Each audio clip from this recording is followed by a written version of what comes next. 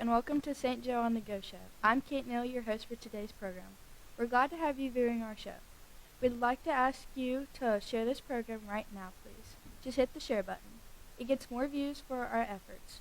Our special guest today is Miss Dickess, our English teacher. Welcome. Thank you. Thank you for having me. Thank you for coming. Can you talk about your background for us? Where'd you grow up? Where'd you go to school? Just trace your background for us. I grew up primarily in Florida, Central Florida, a city called Lakeland, which is right by Disney and pretty close to Tampa Bay as well. My dad was a pastor, so we lived a lot of different places, but primarily we lived in Florida. So I grew up there, graduated from high school there, and then I went to college at USF in Tampa.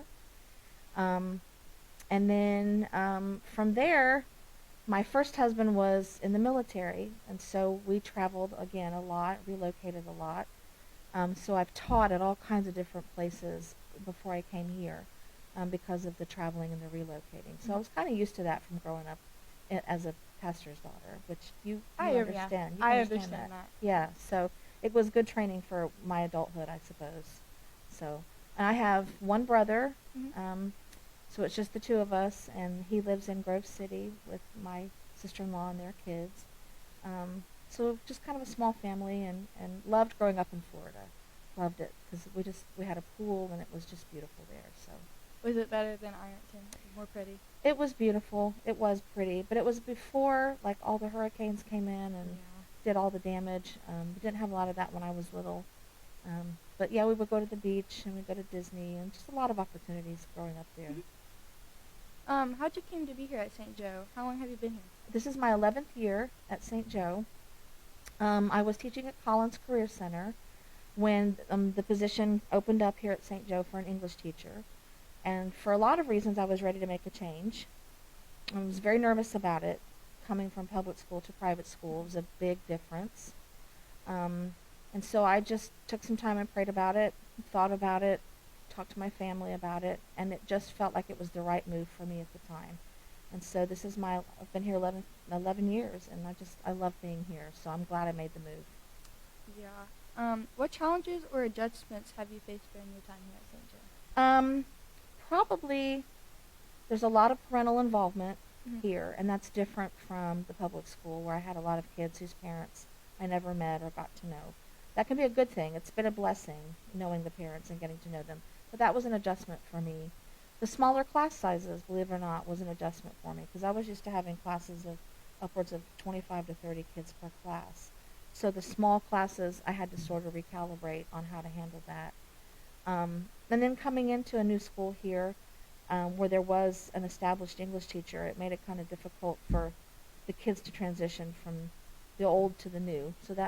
And learn my style of teaching and how I do it. That was a little difficult and tricky too. So we got through it. After that first year was a little bumpy, but we made it. We got through it. I'm sure you've had blessings while being here. What would you like to describe the benefits of being here at St. Joe? Everybody here is like family. I love being here because it's like we're just a family. We care about each other. We pray for each other. We lift each other up. I worry about my students when they're not here. We are concerned as a faculty about one another. And you just don't have that camaraderie and that sense of family, I don't think, in the public school setting like you do here at St. Joe. And so that's been a huge blessing. And once I got used to the small classes, I love it. I wouldn't trade that for anything because you can really help your kids. You can intervene. You can do one-on-one. You can just do a lot of things with students here that you may not be able to with larger numbers of kids. We talk much about school spirit here. Do you show school spirit, and how would you say you display it? I think I show school spirit by, well, of course, on like Jean Days and Purple and Gold Days, trying to dress for those. Dress up for Halloween. Like a couple years ago, I sponsored a Halloween dance and dressed up for that to try to be in the spirit of Halloween and support the kids. I guess probably the biggest thing is I've done like 3 proms and several homecoming dances, and to me that shows school spirit because I just put in the heavy lifting of doing the work, and it's a lot of work to sponsor a prom. So to me that's the biggest way I think I can contribute to school spirit is by supporting those dances and those sort of out of school events that we have.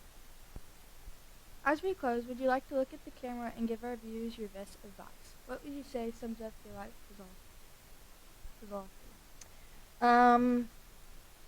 Probably my biggest piece of advice is to first of all love the Lord, serve the Lord with all of your heart. Do what he wants you to do, pray about everything, and then be kind because people are suffering. And so to be Christ-like is the greatest gift I think we can give people. Thank you for watching. Please like our page and share the show. As we close, remember to share the program so others can watch and enjoy. Until next time, I'm your host, Kate Neel. Thank you for your attention and watching our program. God bless.